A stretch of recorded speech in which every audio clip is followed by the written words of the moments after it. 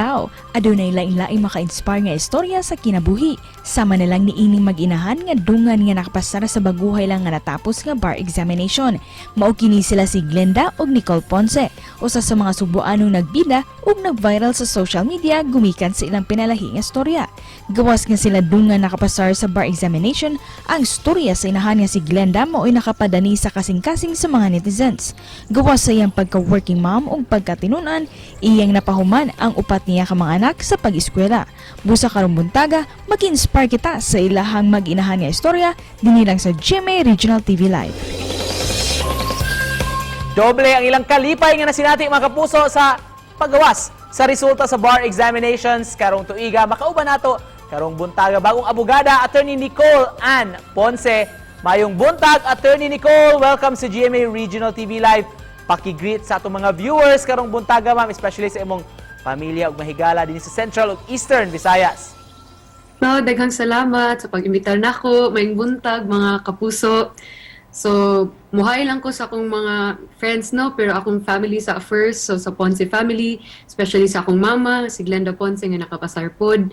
And then akong barkada sa law school, si Dan, Dom, si Mika, si Eugene, si Junfei. So congratulations to us, kay nakapasar pod sila.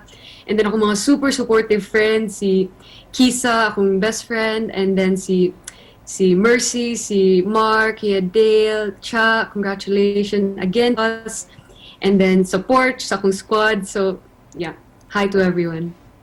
Thank you so much, Ma'am Nicole, o congratulations nimo o sa imong mom for passing the bar exam. Unsa may sikreto ninyong duha?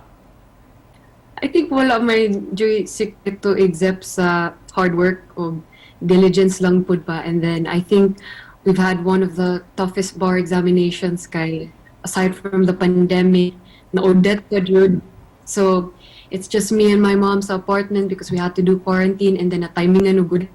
And then so I had to line up hours para gas, murag, like so many of the Cebuanos, and walay kuryente, walay drinkable water. So that was also an extra challenge. So I think the secret was really just to keep ourselves sane and make sure na kay it was not just an intellectual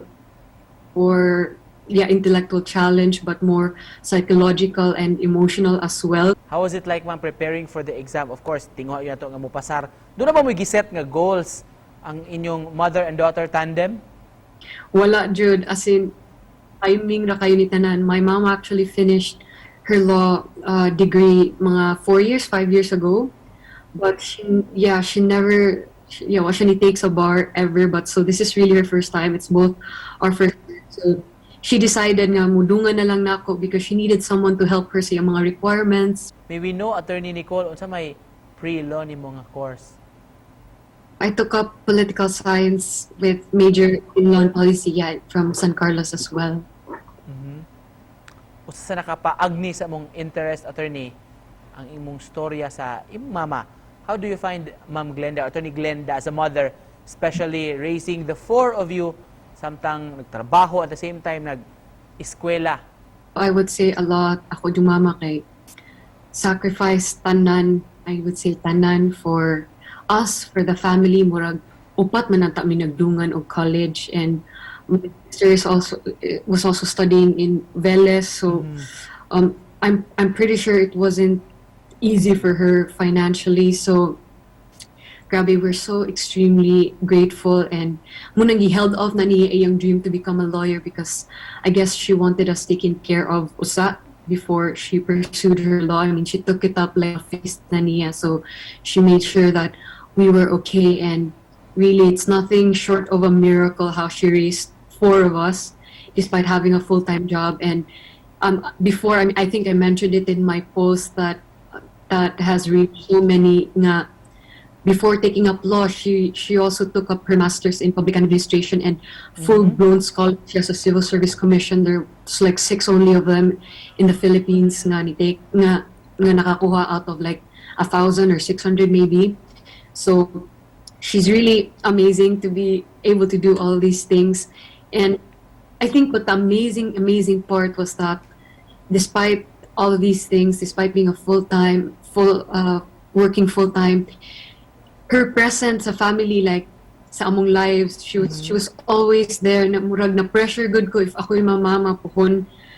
That yes, to be able to do everything, to work and still not lose yourself in the process, but still being extremely present for your kids. Attorney, yung sa mensahe nimo sa imong ma'am o sa atong mga aspiring lawyers diha.